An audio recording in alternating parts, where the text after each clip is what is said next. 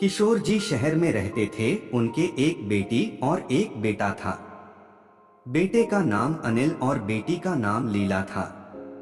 उम्र होने पर पहले बेटी की और बाद में बेटे की शादी करवाई। बहू का नाम सीमा था। शादी के 2-3 सालों में ही सीमा का वजन काफी बढ़ गया था और वह पहले से दुगनी मोटी दिखने लगी थी। इस मोटापे की वजह से सीमा को कई लोगों के ताने सुनने पड़ते थे। पड़ोसी भी उसे मोटी भैंस कहने में हिचकिचाते नहीं थे।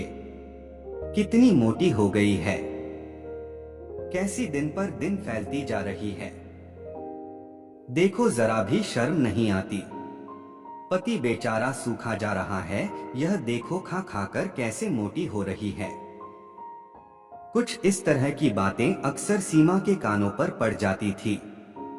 स्वभाव से मुस्कुराती सीमा इन बातों को इग्नोर भी कर देती, लेकिन उसे ज्यादा दुख तब होता था जब उसकी खुद की सास और ननंद उसके मोटापे के लिए उसे दोषी ठहराते और भला बुरा कहती। अनिल शरीर से काफी दुबला पतला था। शादी के बाद भी उसके शरीर में रत्ती भर का भी फर्क नहीं आया था। हालांकि सीमा मोटी होती जा रही थी, उसमें उसका कोई भी दोष नहीं था। बल्कि सीमा तो अनिल से भी कम खाना खाती और दिन भर घर के सारे काम करती रहती थी। अपने मोटापे की वजह से चाहे किसी काम में कितनी भी दिक्कत हो, सीमा उस काम को कभी अधूरा नहीं छोड़ती थी। उसने घरेलू नुस्खे और कई तरह के उपाय करके अपना मोटापा कम करने की कोशिश की थी, लेकिन शायद उसके शरीर के हार्मोन्स ही थे जो उसे मोटा बनाए रखे थे। अनिल को उसके मोटापे पर कुछ नहीं बोलता था, वह तो बेचारा अपने बिजनेस को संभालने में व्यस्त रहता था।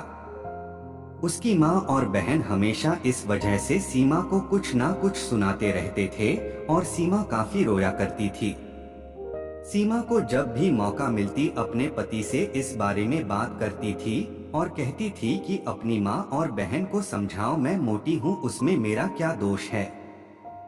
पूरी दुनिया मुझे कुछ भी कहे, मुझे फर्क नहीं पड़ता, लेकिन जब मेरे अपने की मुझे भला बुरा कहते हैं तो मुझे काफी दुख होता है। ऐसे ही दिन बीते चले गए।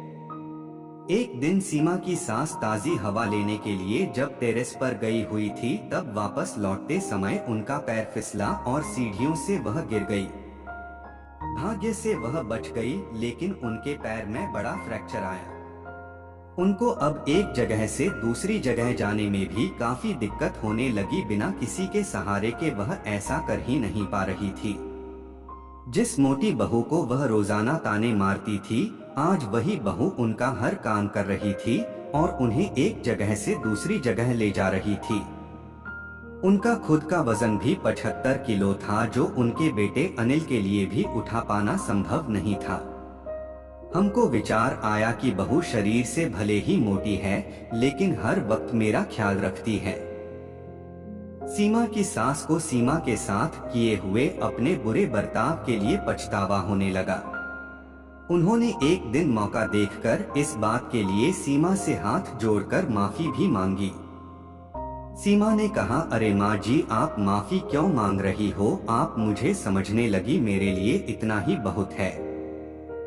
उस दिन के बाद सीमा के साथ कभी भी उसे उसकी मोटापे की वजह से एक शब्द भी नहीं बोली, बल्कि तो उन लोगों से लड़ जाती थी जो सीमा को मोटी कहकर उसकी बुराई करते थे। सीमा की ननंद भी इस घटना के बाद उसे इस विषय पर कुछ भी ना कह सकी।